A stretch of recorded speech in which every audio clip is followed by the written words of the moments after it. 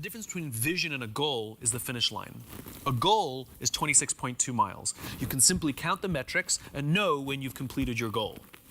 A vision is having a crystal clear sense of what the finish line looks like, but no idea of how far away it is. Wow. And the reality is you will spend your entire life never actually crossing the finish line, but the joy that every marathon you complete, you feel like you're getting closer. Every milestone that you accomplish makes you feel like you're getting closer and closer to the ideal, and this is what gives our life and our work meaning.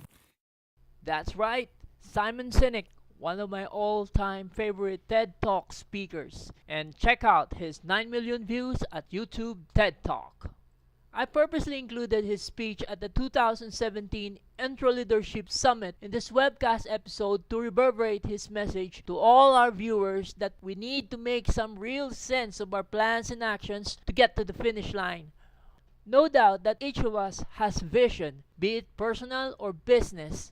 If you really understand where you want to go and painted a picture of what it's like to get there, then all your focus and beliefs will drive you through it. We don't know what lies at the finish line, but the things we discovered along the way, the unforgiving mistakes that remind us to be wiser, the courage to face the uncertainties, and the grit to grind all challenges that no matter what happens, let's not give up. You have got to measure every inch of your progress and self-adjust. The excitement is in the journey, not the finish line. Our finish line is the product of our efforts and decisions. I want to remind everyone that there's always a silver lining behind all these challenges. And believe me, in life, you always have a 9-ball to make history. First of all, many thanks to all our listeners for taking their time listening on the pilot episode on the power of growth mindset and its impact in the workplace. So for those who haven't heard this pilot episode, please check this out at soundcloud.com/Aldana Sarmiento and give us some like if you like this episode or share this up with your friends. You see, your comments are also important to us because this was my first podcasting gig and I really want to know what I need to improve in our presentations for the succeeding episodes at SoundCloud and YouTube. I promised to launch episode 2 of Ascend Soundcast, but I'm afraid I may break this promise. I said maybe because I'm still preoccupied with the preparations for the upcoming workshops that I'm going to facilitate, and I also prepared a pilot episode of Ascend webcast for you guys this week. I guess the stars are starting to align in our favor because after 5 years, we got it right from concept to content production. The only thing I have to work on at this point is to buy a new audio equipment to reduce the background noise and improve the sound quality of these content materials. So please bear with me when you hear some hish sound. We'll do our best to make it better next time.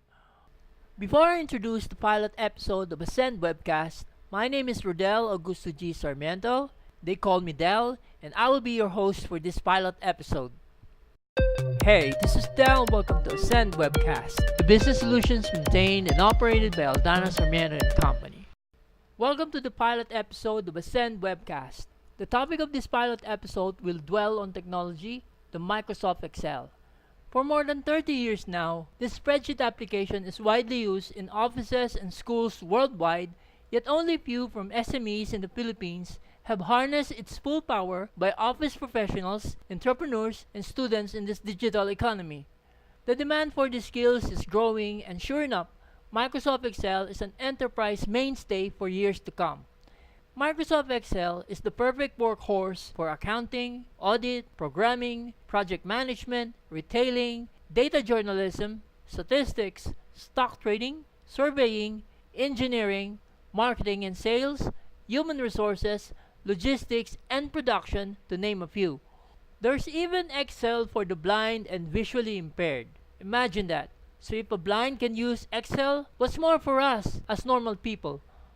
Don't you know that there are companies who are willing to hire and pay more on applicants with very strong Excel skills without needing a college degree? For some SME companies with knowledge workers on board, they need to get the most out of their electronic spreadsheets. If some SME companies know how to rock Excel like electric guitar, I bet there will be a cognitive leap on crunching numbers. Learning advanced Excel is not really hard. You just get to put in serious effort day in and day out. Repeat the process to gain confidence. Going back to Simon Sinek's differentiation of goal and vision, I think the most important question to ask here is how far you are willing to learn and earn these skills. I think the primary motivation for everyone is how Excel is useful to you or someone else. Unless you find real value in it, it will remain boring and useless.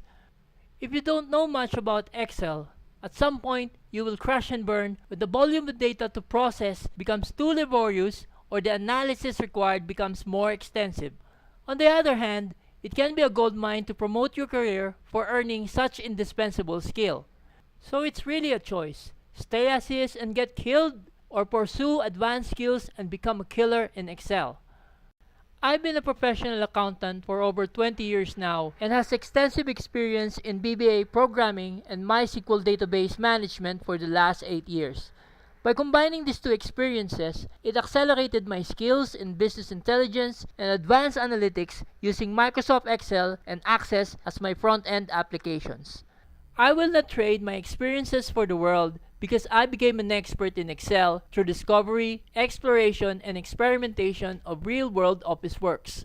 I learned a lot from my initial struggles and past failures. The mental rigors on finding ways on how to make Excel a more effective tool for audit and bookkeeping and make it faster, cheaper, and more predictable for daily spreadsheet computing. From the moment I gained experiences in accounting, audit, and ERP up to my role today as a software developer, I had been collecting the best techniques on how to use Microsoft Excel, its BBA programs, and databases to mine and analyze small and medium data, and I'm glad I'll be sharing this with you today. I help my employees, entrepreneurs, and office professionals get smarter in using Microsoft Excel. I teach them to teach others on how to make Excel a more intuitive and enjoyable tool to use in the office. Here's how I'm going to do it. I'm going to show you why you will need to listen to this video and reflect on your current Excel skill sets. I will explain what you're going to get when you gain competitive advantage for using advanced Excel by watching these 6 steps for self-reflection to learn through doing. You probably already know that gaining advanced knowledge in Excel is critical to employees' productivity. Do you know that research says that employers can keep good talent when employees are motivated by receiving ongoing education? Do you also know that advancing the employees' careers can help them prepare for bigger duties as they rise through the ranks? All this and more as you stay tuned to this episode. In 2016, Microsoft released the numbers of end users of MS Office worldwide. The popularity of MS Office is so stunning that wherever you go, it is the preferred choice at home, school, and office at every country. What Microsoft did not reveal from these numbers are the hardwares used to operate these Office applications. So my best guess here is that most of the MS Office are used in the cloud through Office 365 and desktop PCs and laptops at home and offices. Of more than 1.2 billion people using MS Office, we don't have the numbers on the end users using MS Excel. So my best guess here is that given its popularity and the power of spreadsheet computing, maybe around 90% are using MS Excel and probably more than 50% of that 1.2 billion are used in business. We don't have the numbers as to how many use MS Excel in the Philippines. Most big companies, especially MNCs, with headquarters and associated companies abroad, have their business intelligence and ERP tools to mine big data and generate reports that to some extent, MS Excel is used lightweight to moderate. So let's drill down our guess even further. The business population of multinational companies in the Philippines, in my best estimate, is maybe between 30% and 40%. So the vast majority of businesses in the Philippines are micro, small, and medium-scale enterprises. 60% of these businesses are not heavily driven into big data. Therefore, MS Excel is the best tool around for them. Hypothetically, you have that gut of saying that for every new employee hired by SMEs, they will need knowledge workers who have skills in MS Excel. So the big question here is, how many of these employees from SMEs really know how to use advanced Excel? But before we answer this question, let's give more facts to the SME employers and office professionals. MS Excel is the most powerful spreadsheets available for SMEs. Most of the desktops and laptops used by SME employees are powered by Microsoft Windows, which means that for every computer, MS Excel is available because of MS Office. These spreadsheets are used for office computing, like preparing liquidation of expenses, payroll computations, monthly financial statements and schedules, project status reports, sales revenues and leads, schedules for alpha lists of taxable activities, and other requirements from the Bureau of Internal Revenue, forecasting and budgeting, and a whole lot more for business. If a company wants to process hundreds of thousands of transactions in a month, MS Excel is the best way to start. If they use old PCs with 32-bit CPUs, they will need at least 2 gigabytes of RAM to operate MS Excel for normal spreadsheet computing, and then save the file from time to time to keep the old PCs from crashing. In my best guess, most SMEs here use Windows 7 to 10, where PCs now are operating on a 64-bit architecture, which means that they will need at least 4 gigabytes of RAM to operate MS Excel version 2007 and beyond. I hope our viewers can still follow me from these technical jargons. What I'm trying to say is that PCs used by SME nowadays are more powerful for Excel to compute complex problems. So the only question here is who among their employees know how to instruct Excel to compute complex problems and reduce turnaround time. No doubt that everyone can use the basic operations in Excel. I think only few employees from SMEs are sent out for trainings or taught by their mentors to learn the advanced functions of Excel. Some have IT departments that spare time for training for the end users in advanced Excel. Learning advanced Excel helped these employees to jump in on another field like data analysts, who deal on analytics of behavioral patterns of a business activity or series of business activities as jumping boards for marketing and sales campaigns, diagnostic analysis of what went wrong with the strategy implementation, or review the statistical quality control in production and key performances, to name a few. What this means is if the employees have the technical capability to slice and dice the data that will help the company decide faster with more informed judgment to support their gut and business experience, then their jobs are pretty indispensable. Don't you know, when office professionals have this advanced capability in Excel, they will not run out of jobs for big companies here and abroad? We're living towards the digital economy.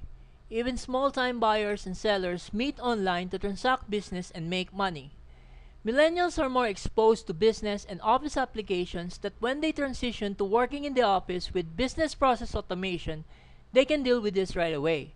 However, some employees are somehow stuck in the rut when they find themselves in situations where Excel computing is getting more complicated. On the other hand, others are demotivated to explore Excel because they didn't know where to start, or the office tools provided do not match with their Excel skills, or there are many loose ends in the business processes that getting data is time-consuming unless re-engineering takes place to improve the quality of data. Some employers believe that it is not necessary to spend time and money to improve the capability of their office employees. Some believe that Excel can be learned over time and it's okay to stay that way. What employers do not know that saving money for the wrong reasons can get them in trouble over time, like the quality of data prepared by their employees, money to pay for their overtime as a result of long hours to prepare the data, the cost of utilities and other overhead for staying long hours in the office to get the job done, penalties for submitting erroneous data to BIR and other regulatory agencies, garbage data that keep compounding over time, and others that go on and on. So the bottom line here is that proper support must be given to employees so they can get the job done properly and effectively. Limited knowledge in Excel can be cured with the right mix of business culture and deliberate practice through growth mindset. Let's get under the hood of Microsoft Excel. I divided the Advanced Excel knowledge in 4 windows to help viewers understand what covers Advanced Excel and how to learn this application in a manner that is not overwhelming and intimidating at the same time. By learning each window, the participant slowly gains confidence that learning the next window will be easy and seamless. Through earnest effort and conscious practice, the skills learned from the previous window will serve as prerequisites for the next window. For the following slides, I will explain what topics will cover each window so the viewers will understand its purpose, coverage, and goal, and then approach each window in a manner that will effectively gain their competence right after the workshop. Each window will help the participant decide whether to pursue or skip the next window based on the requirements of his or her job at the company. The more windows that the end user will learn, the better his or her chances of keeping up with the requirements on data mining, analysis, visualizations, and reporting as company data continues to grow. New features are added and accumulated for each version in Excel after 2007. Please check whether these features are either used in your company or have the chance of using this functionality to improve the spreadsheet processes in your office. When you have the latest version of Excel, you can slice and dice more complex data with relative ease and accurate in short period of time. When you have the old version of Excel, it doesn't mean you are limited to operate the spreadsheet works as compared to the latest versions. You just need to figure out how to work around with these gaps with your skills on advanced features of Excel. The hardest part of learning is how to keep your knowledge after the training or workshop. For the most part, knowledge retention is influenced by the participant's mindset and the culture of his or her company. Such exposures from lectures, seminars, and trainings would account little to the participant's knowledge improvement unless there is a support system that continues to monitor the application of knowledge. Don't you know that you retain more of your newfound knowledge by watching YouTube videos than listening to classroom lectures or reading books? Because our brain is more wired on visuals over text, and the more you involve them, the greater the chance of keeping the knowledge because those visuals are ready-made references to train the brain and eventually turn it into skill. It takes a growth mindset to accelerate the pace of learning, which will become stronger and smarter over time. To know more about this mindset, please check out our pilot podcast episode entitled The Power of Growth Mindset and Its Impact in the Workplace at soundcloud.com/Aldana Sarmiento to learn more about the beliefs and focuses of business organizations or individuals that can influence the employee's learning process. Don't you know that the research made by the National Training Laboratories at Bethel, Maine, USA revealed that deliberate practice increased the rate of knowledge retention by around 75%? That's right. Keeping them in tune by doing what they learned or doing while they are learning it stick to their head longer than reading or listening and then apply it afterwards. This is backed up by science to improve our thinking skills. Though Excel is just a tool to help us do our jobs, with the knowledge in hand on advanced features and formulas, data handling, analytics, and other customized functions, the power of creativity sets in because we now have more time to explore and solicit ideas in solving complex problems in many ways possible. This reminds us that effective science accomplishes our job more effectively. Let's go back to the 4 windows and explore what's in advanced functions. The keys to minimizing human errors are data organization and process automation. When advanced functions and formulas are put in place in Excel spreadsheets, it can handle the computing routines and allow employees to focus on analysis. Instead of redoing or copying the spreadsheet to other MS Office products, employees can link the data and serve as universal reference for all users accessing it.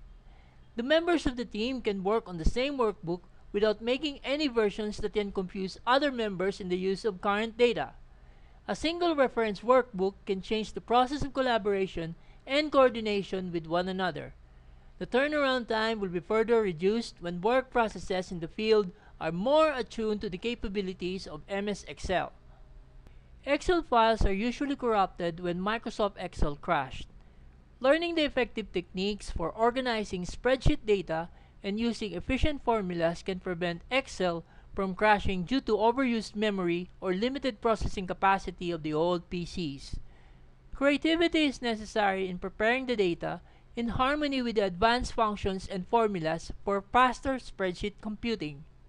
Engaging the employees to exploit dashboards and other visuals like charts, graphs, or tables make it easier for decision makers to digest information without much interventions from staff employees. The art of storytelling depends on how the data are organized. If employees learn more functions, they can get more answers from slicing and dicing the data. Let's go to the second window, external data handling. Databases and MS Office compatible files can spit real-time data to Excel spreadsheets. The advanced functions from the previous window work in tandem with external data. Employees can combine advanced computations to data extraction without much dependence on reports generated by off-the-shelf accounting or ERP systems. Updates or changes from the database is reflected right away to the worksheets, which allow all members of the team to study and analyze one reference data for all as of the point in time. With proper IT controls, the external data handling functionality maximizes the interoperability of databases with employees' spreadsheets. When employees learn how to write or analyze SQL query, they can get the data from the database in no time as compared to off-the-shelf systems for requesting reports from time to time. End-user computing for data-driven analysis through SQL query is a powerful skill set for those who aspire to be a data analyst. Let's move to the third window, data analytics. The art of storytelling in business is in the data. Data tells stories that hold the keys for effective decision-making without much cost to get it.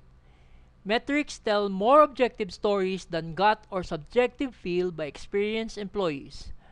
Advanced analytics provide clues for business opportunities in new or existing markets or identify the emergence of threats as a result of continuing course of business action or no action at all. For as long as the variables used are coherent, Excel can predict trends by presenting models for evaluation. As always, the predictability of the model depends on the quality and organization of the spreadsheet data. For the last part of the window, customize functions. Advanced users can write or record specific sets of instructions to perform routine functions for business process automation. They can either use VBA's existing libraries or create their own to capture, process, or validate spreadsheet data within or other sources. Users can use macros to record specific sets of instructions in lieu of hands-on coding. Customized functions are handy for repeatable work processes in the office like calculating payroll, timekeeping, interactive surveys, help desk tickets, and appointment scheduling, to name a few. Users can create functions and formulas not found in Excel or program instructions to invoke advanced functions like sending emails, workbook connections, XML, GUI forms, and reports, and more. Users will need considerable time and effort in learning VBA programs for MS Office. By learning what's under the hood of Microsoft Excel, user can process the spreadsheets using both GUI and line interface within. We're almost at the tail end of the webcast presentation. Let me round up what we've learned from the first 4 parts of the self-reflection process. For the first part, I talk about statistics on the population of use by employers and office professionals and how Excel influences the way of working in the offices and schools. The second part talk about the reasons why some employers and office professionals are held back from learning better Excel, which can negatively impact office productivity. The third part took a closer look on MS Excel in terms of differences of functionalities from Excel 2007 to Excel 2016 to assess what versions do employers have and see how they can fill in the gaps if such functionalities are not present in the old versions. The fourth part explains how learning through doing can influence learning MS Excel. It also explained the purpose, coverage, and goal for each window of Advanced Excel to help employees which window best fits for them, based on the job requirements or professional aspirations. We're now on the fifth part of the self-reflection process, which is centered on value around purpose. We urge the viewers to reevaluate their skill sets based on each window present on part 4 of the self-reflection process and see if you can find any value for your purpose. The balance of effective technologies and quality people help the company move towards that vision. When the company invests in the employees by sending them out to trainings or workshops, the employees' productivity increases, the company's bottom line, and employees are better served when they know they are valued and they have the right tools to make them effective at their work, which eventually lead to promotions or accepting greater responsibilities and then flourish in their individual roles as effective contributor to the company. Empowerment is never an understatement. Motivation goes a long way aside from remunerations and benefits, meaning psychological reward is empowerment. I cannot persuade more on how advanced Excel can change your way of doing work in the office. Your way of adapting and transforming to new ways of dealing with data-driven analysis can go a long way. Speed and accuracy of spreadsheet works can be a game changer not only in your work but also in your career in the future. I know some of these are hard to fathom at this point, but if you have the growth mindset to listen to your fixed mindset would say, I don't know advanced Excel. And then your growth mindset will answer back, yet. I am repeating what I said at the start of this pilot episode. Learning advanced Excel is not really hard. You just get to put a serious effort day in and day out. Repeat the process to gain confidence. I hope these words will pump up your spirits to give a go on this and plan for yourself. Regardless of the methods you're going to pursue, the most important thing is you decide and take action for it. Remember, knowledge is not power. It can only be power when knowledge is put to action. As our parting shot, let me end this pilot episode with another quote. You know, life has funny ways of teaching us. Sometimes mistakes could not be understood. Sometimes it's the root of our colossal failures. Sometimes it runs deep and hit us rock bottom. It slices our hearts into shreds and wrecks our spirits, telling us to quit on our goals, that we're not good enough. Go away. A growth mindset will tell you to have faith in yourself. Develop character. Be firm in your convictions that whatever you do, think positive. Mistake is a teacher in life. It teaches us the things we don't want to learn. That's why it's called experience. Treat mistakes as treasure. The more it meant for our lives, the more it becomes meaningful. We can cash in these mistakes for successes later in life. Have goals to measure your progress. Keep pushing forward. You may stumble for a while, but remember, the value of mistakes is everlasting because we remember it more than what we did for things right at the first time. So learn, learn, learn, learn, and apply. So okay, the keywords for today's episode are goal and vision. So what's yours? You have reached the end of another learning episode of Ascend Webcast. Thanks for tuning in, and we hope you enjoyed this episode with your host, Del. Please don't forget to click the like button or share this episode's URL to your friends, office mates, or colleagues in our profession. Don't forget to join us next week for another episode. Thanks for tuning in.